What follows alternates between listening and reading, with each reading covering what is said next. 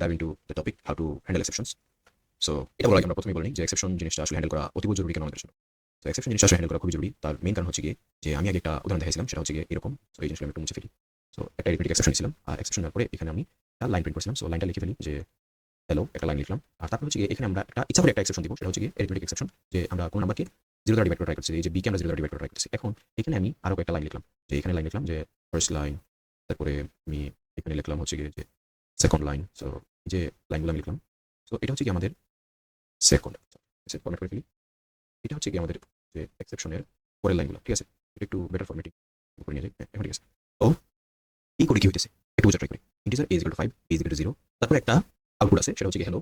তারপরে একটা লাইন আছে যে ইন্টিজার c = a/b, তার মানে a কে b দ্বারা ভাগ করা ট্রাই করতেছে, b = 0। সো এটা একটা এক্সেপশন শো করবে, আমরা একটু আগে দেখে আসছি, সেটা হচ্ছে এরিথমেটিক এক্সেপশন। ওকে, তারপরে কি আছে ফার্স্ট লাইন সেকেন্ড f, ঠিক আছে? তো এই দুটো প্রিন্ট আছে। এখন আমি যদি কোডটা রান করি, দেখি আউটপুটে কি আসে। সো আউটপুটে যে জিনিসটা আসছে সেটা হচ্ছে কি হ্যালো, রাইট? সো হ্যালো জিনিসটা আসছে। তারপরে কি দেখাইতেছে যে exception in thread arithmetic exception divide by 0। তার মানে যে জিনিসটা হইতেছে যে যখন হ্যালো প্রিন্ট করছে, তারপর 3 নাম্বার লাইনে আসে, মানে 4 নাম্বার লাইনে আসে, 4 নাম্বার লাইনে এসে দেখতেছে যে কোন একটা নাম্বারকে 0 দ্বারা ডিভাইড করে ট্রাই করতেছে, যেটা একটা এক্সেপশন। সো এই এক্সেপশনের কারণে যে জিনিসটা হইছে, পরের যে দুইটা লাইন ছিল, এই দুইটা লাইনের মধ্যে কোন লাইনগুলো এক্সিকিউট হয় নাই, সিস্টেমটা এখানে মানে আমাদের প্রোগ্রামটা এখানে এন্ড হয়ে গেছে। সো এই যে পরের যে দুইটা লাইন ছিল, এগুলো এক্সিকিউট হলো না। এখন সাপোজ ধরলাম যে এখানে পরে আর 5 লাইনে কোড ছিল, যেগুলো খুব ইম্পর্টেন্ট লাইনে কোড ছিল। সো এখন এই একটা সিলি লাইনের জন্য, এই একটা 5টা ওয়ার্ডের একটা লাইনে কোডের জন্য আমাদের বাকি 5 লাইনে কোড এক্সিকিউট হলো না। তো এই জিনিসটা আসলে একটা ভালো কোডের বৈশিষ্ট্য অবশ্যই না। তো এই যে জিনিসটা হলো যে বাকি পরের 5 লাইন এক্সিকিউট হলো না, এই জিনিসটা আসলে আমাদের এড়ানো উচিত না।